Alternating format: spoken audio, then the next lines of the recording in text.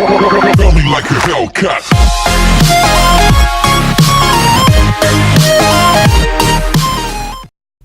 Hello boys and girls, welcome to my channel. I'm MJPG, and today we have here a game that sounds like Micro Machines but with a third-person view, which is called right now Tabletop Racing World Tour.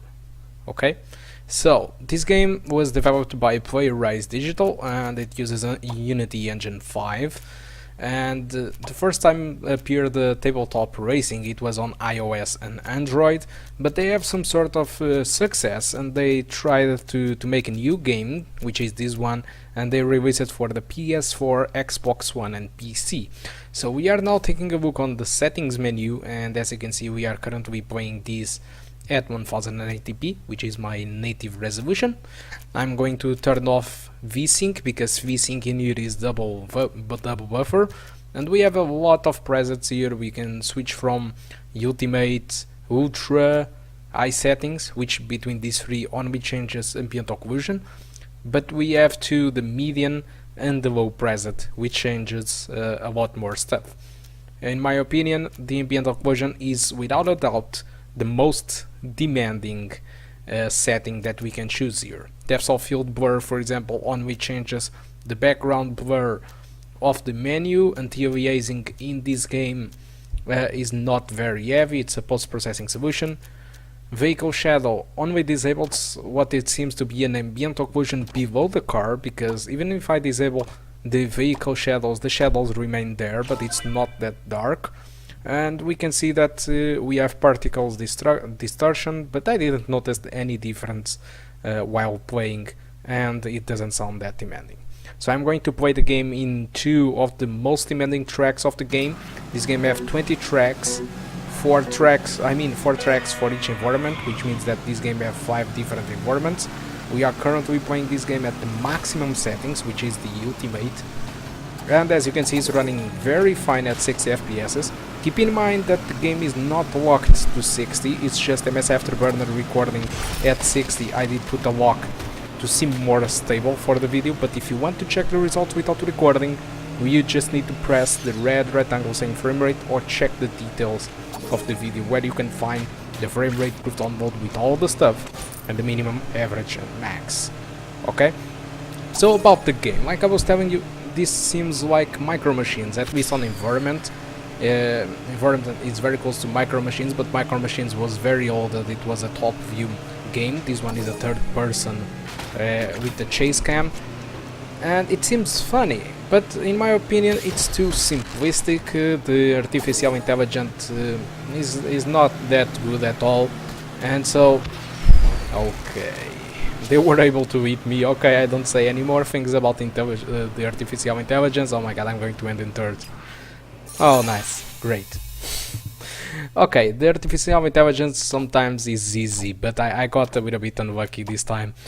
Okay, but it's nothing special. The gameplay is very simplistic. We just have like 6 power-ups and more 4 or 6 on the wheel, which you are not going to see here. And the tracks are very small, and if they want to make it bigger, they just use, for example, more laps. So it's very low content, and the more strange thing to see here is that this game have DLCs. So you can actually buy DLCs for an indie game. I'm not sure if this is something new or not, because I usually don't know too much indie games and I don't usually explore them. But for me, seeing an indie game with DLCs, it was a little bit, what the hell is this? So it's a little bit strange, despite the game being very cheap. But one thing is for sure, despite the single player for me is very uninterestable, in my personal opinion, I have to admit that this game must be entirely awesome in multiplayer. I believe that in multiplayer I can imagine the tons of fun that we have in this game. And despite we only have some tracks, we have plenty of game modes to keep you entertained. So it's not that bad actually for 15 euros, which is the price tag that is on Steam on my country right now. So with that, I'm just going to end this race and we will talk a little bit about the performance. But before that happens, I guess I need to ram that guy to win the race, which shouldn't be that difficult at all, I hope. Come on, man. Okay, and alright, it's done. Nothing too difficult, as you can see. So let's take a look now on the performance section of the game without recording. And as you can see, the game on the junk in the trunk, which is what's the first track, we can actually get a minimum of 64, an average of 81, and the maximum of 86, where the 64 was on the beginning of the track, which I believe the game was like streaming assets, and so that is why that it was taking that performance. And you can see that the same happens on the Unthinkable 11, which is the second track, where the game starts at the 62 FPS during the cutscene, but after you start racing, what you get is 80s and stuff like 70s, and so it runs pretty smooth above the 60 with no problem. So there isn't too much to discuss here. The game just don't run below the 60 FPS, which means that you can VSync the game with no problems.